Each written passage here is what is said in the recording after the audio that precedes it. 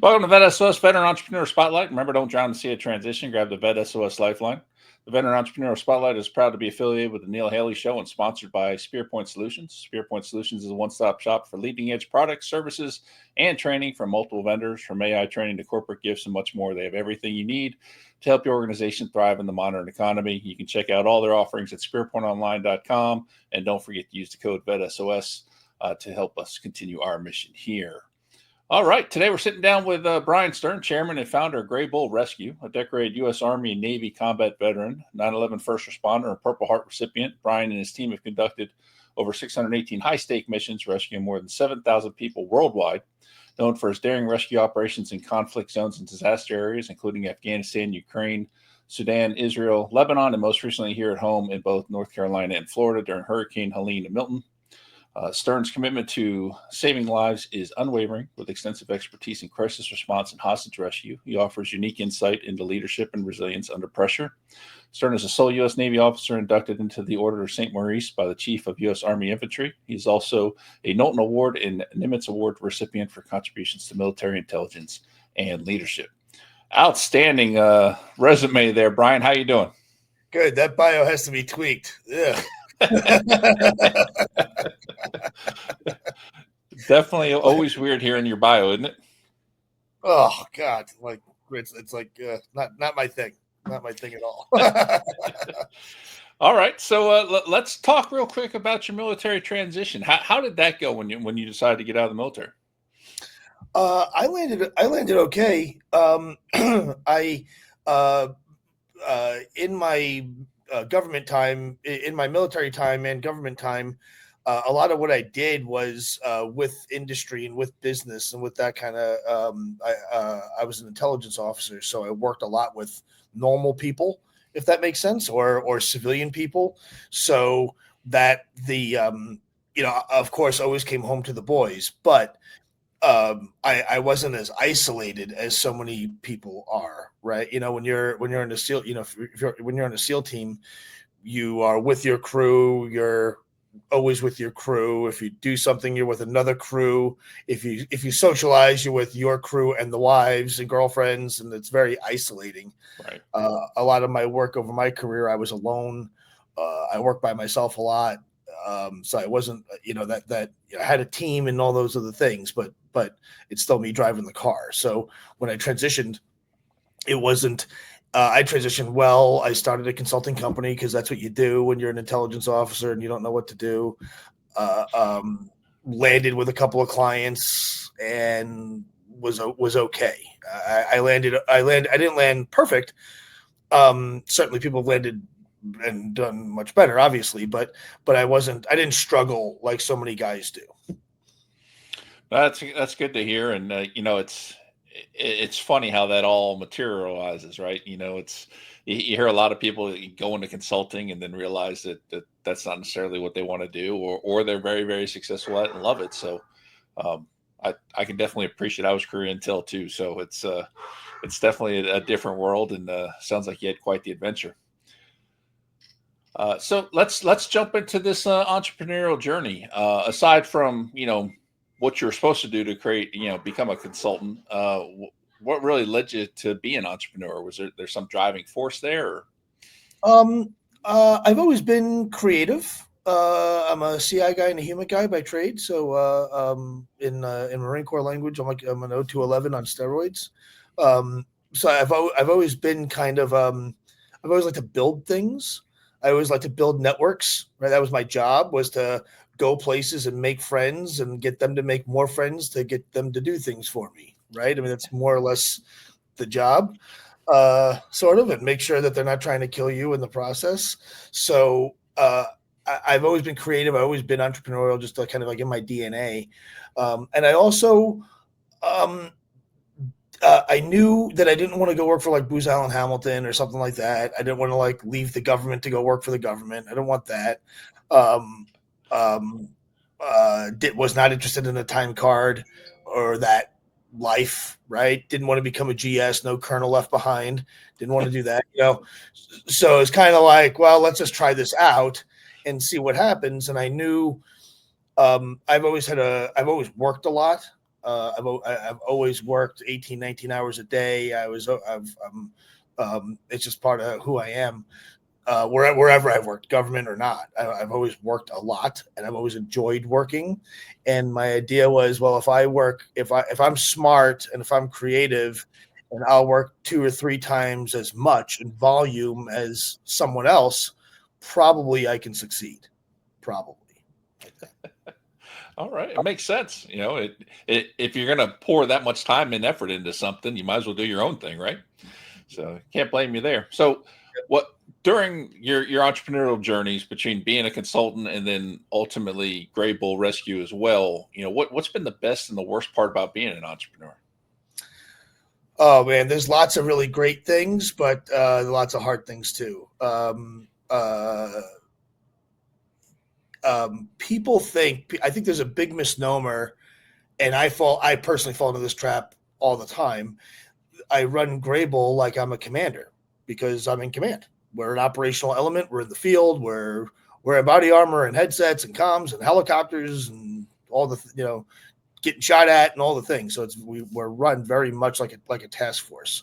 So conceptually, as an officer, I think very much about like, where's my J1, where's my J2, and you quarter of a century doing things way. That's not unlearned so fast. Right.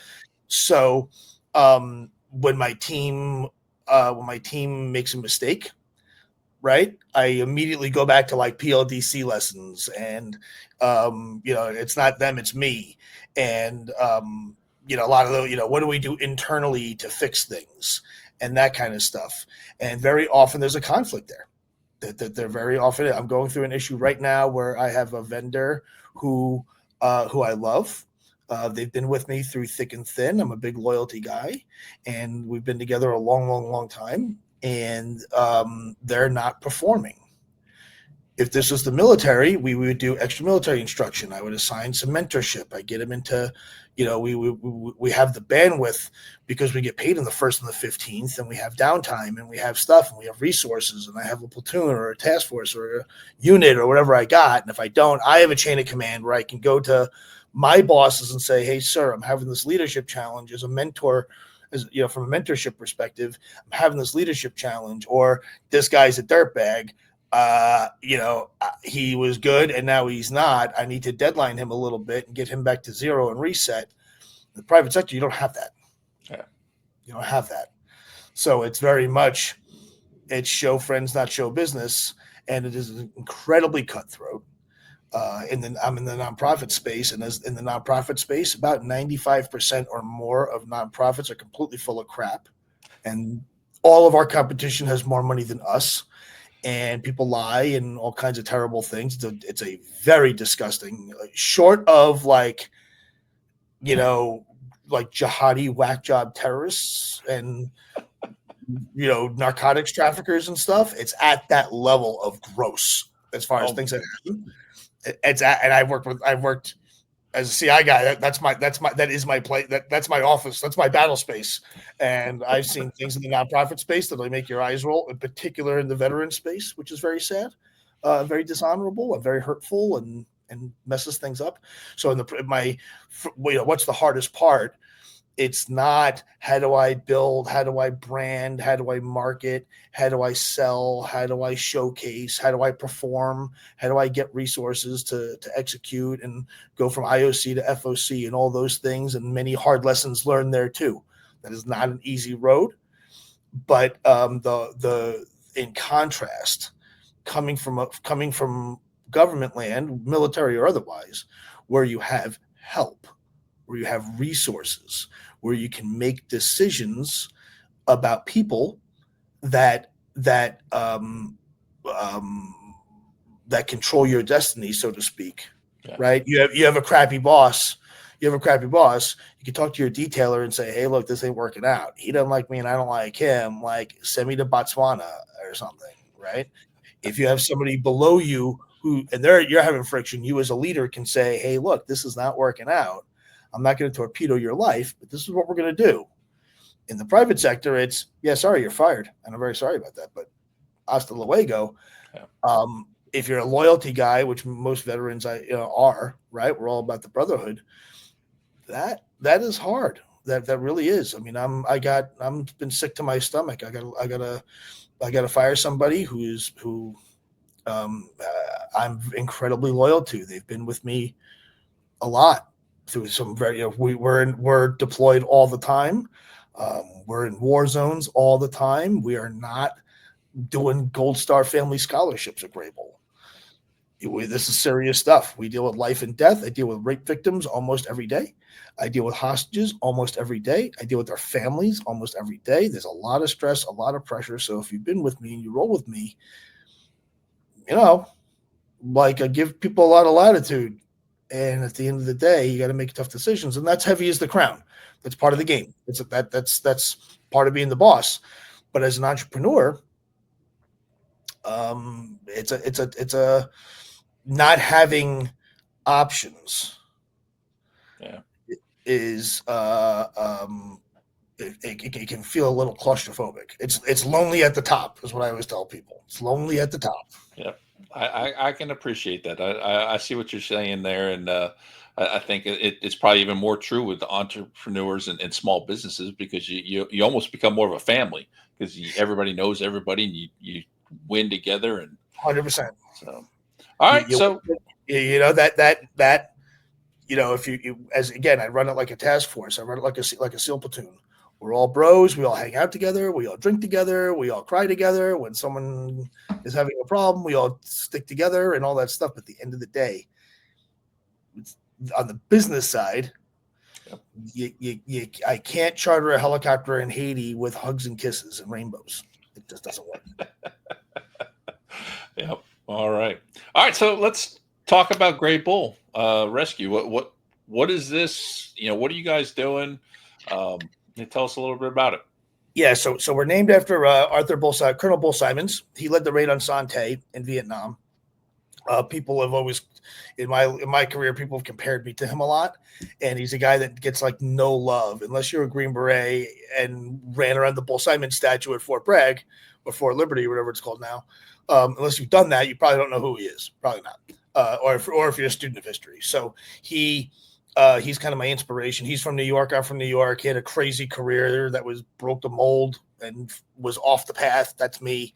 I have been as successful as many times as I've been in trouble, So I've been in a consistent state of like in trouble, recently out of trouble, doing good work, in trouble, on my way into trouble, like that. So Gray Bull Rescue is very, very, very simple to understand. At the same time, hard to understand. We conduct rescues and evacuations of Americans and allies and our friends in places where the U.S. government generally can't work, either because they're not there or they're not there yet, or if they're not coming or whatever. Ukraine is a great example. We're never sending a SEAL platoon to rescue an American in Ukraine. We're just not. In Russian-occupied Ukraine, we're not. That is not nowhere in any planning document does that exist.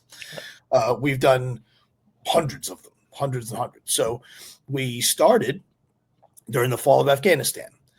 August 2021 is when we started. I was a 9/11 first responder. I was sitting and had a small business. I was making tons of money. I was doing consulting for the rich and shameless, doing ground ball work that I could do with my sleep and charging a ton of money for it. Life was good. August 2021, I'm watching the fall of Afghanistan.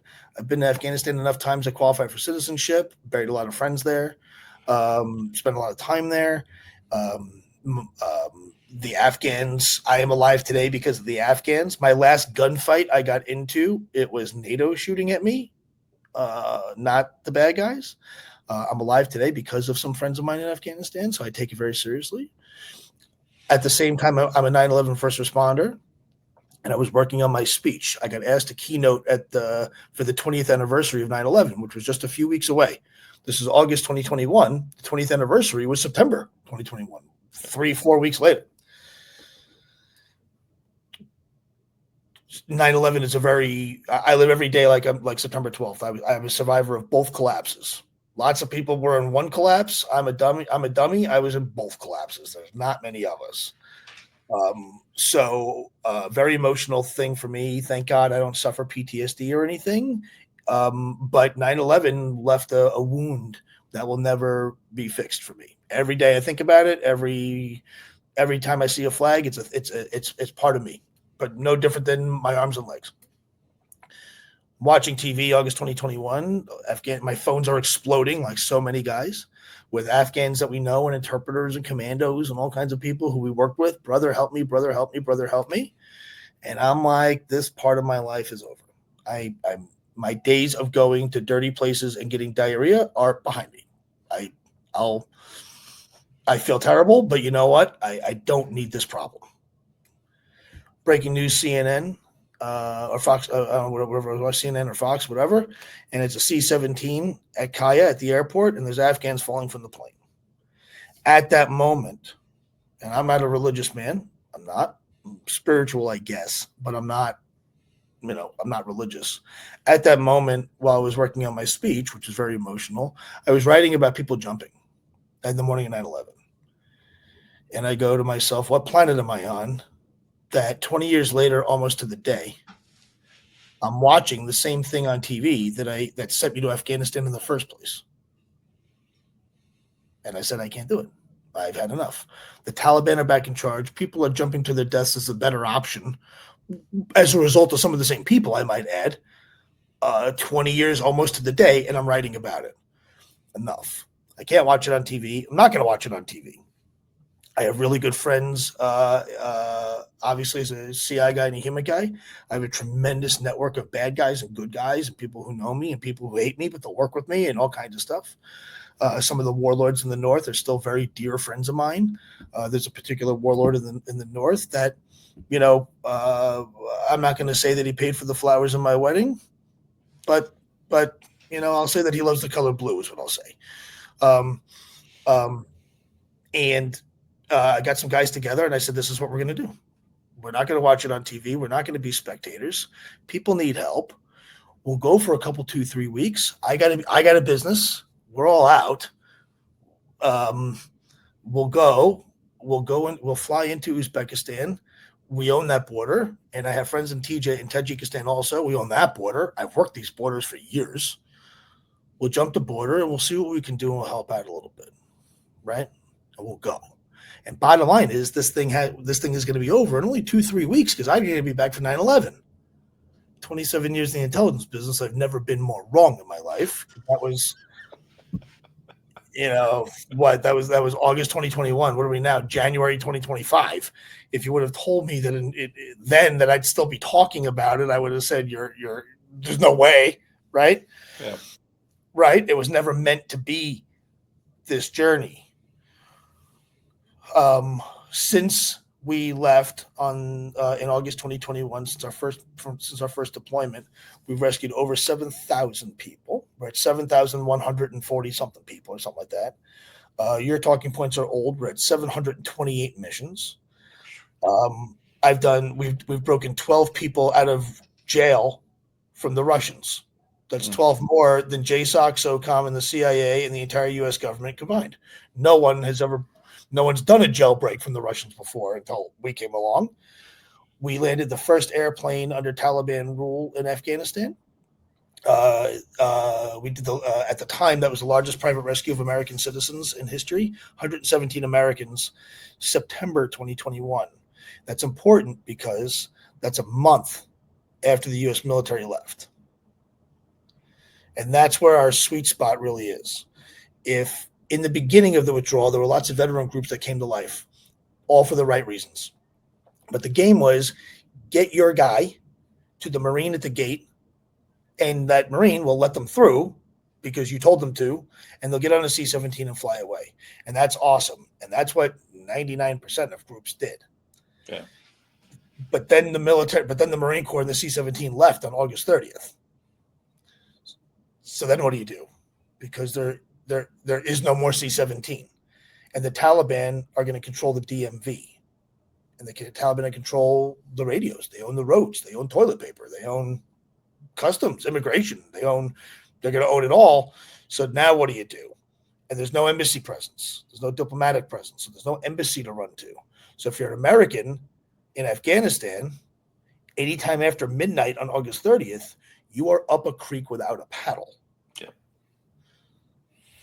So we do, right? So that became kind of our space, right? Where it's like, yeah, people need help, give a hoot, don't pollute. That ain't us. We do that too sometimes. We do that with natural disasters and hurricanes and fires in Maui and those kinds of things. But that theme of we work where they're not has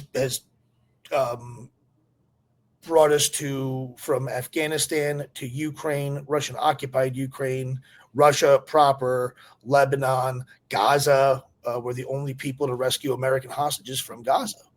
Any Americans who have come out from Gaza have been negotiated. I don't have $6 billion. I can't lift a sanction.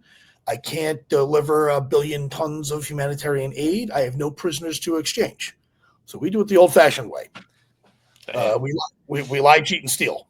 We're not. Our tactics are like the OSS from World War II, not a SEAL platoon, a task force bruiser or whatever. So it's Donnie Brasco, not lone survivor. Love it. So that's us. So we've worked Iran, we've worked Haiti, we worked Sudan. U.S. Embassy in Sudan, U.S. Embassy in Khartoum evacuated. The war starts. They evacuate the U.S. Embassy and they leave behind 16,000 American citizens. To the west, you have Libya. To the south, you have Terrible. To the east, you have Gaza. That sucks. All right? There's nowhere to go. And the northern border to Egypt is closed. So you are, again, trapped. What do? We figured out a way to fly airplanes in. The State Department couldn't figure it out. We did. We flew Blackhawks into people's backyards in Haiti, all kinds of stuff. So we've worked all over the place. We've done things that you would not believe. The first American victim of war crimes alive since World War II, I personally broke out of jail myself. And that led to the first indictments against the foreign power for war crimes against an American in United States history. Wow. So the deal with Grable is we're very often the first. Like no one's done half the stuff that we've done before. And there's a lot of reason for that. But the biggest reason is really having the guts to try. I mean, that's half the battle, is saying we're going to Haiti and we have a union rule. Like we don't have a union, but I call us a union. We have a union rule and we buy one-way tickets. We don't come home till they come home. So we have a lot of we're the first of a lot of things. We have our first big operation, 117 American citizens out of Afghanistan from the Taliban, legally. I might add, legally. We had righteous landing. We have landing clearance 000000001 of the Taliban. Right? These are not Cessnas. These are Airbus A380, 152 seats. These are big aircraft, big jets. A couple of years later, we broke our own record. We did 293 American citizens. You see, if you saw DeSantis Airline with Governor DeSantis did Israel, there's a fat guy who looks just like me wearing a Mets hat coming off the plane. Governor DeSantis sponsored the plane, but we did the op. We were in Israel. We were in Israel by like breakfast on October 9th. Wow. So October 7th happened. We launched, immediately got into Gaza, immediately got on the streets, immediately started finding people. Airspace closed. This is our jam. This is what we're good at. We're good at this. And started doing stuff. And Governor DeSantis was kind enough to help us out with aircraft because they're expensive. Yeah. The crummy part is, so that became the largest private rescue in American history. 293 American citizens. We're number one and number two. Right? It's cool when you double your own record, right? It's like, yeah, I've never been good at anything like this. I've never been good at anything, so being good at something is cool. Well, I mean, you picked a hell of a niche, and man, I applaud you for what you're doing. And it's just absolutely amazing the work you're able to accomplish, and the fact that it was all spawned by what you're seeing on TV there as you're preparing for a speech for 9/11. That's just fantastic. But we definitely hit time, and I know we're both going to get in trouble with the boss there for going over time. But GraybullRescue.org is the website. We are donor funded, so all this stuff does not happen for free. I wish it did, but it doesn't. That's perfect. That was the next question. How can they connect with you and support you? So perfect way to wrap it up there, Bryan. I want to thank you for joining VET S.O.S today and sharing your story with us about what you're doing and the great work you're continuing to do with Gray Bull Rescue. And on behalf of the VET S.O.S family, I want to thank everyone for joining us today.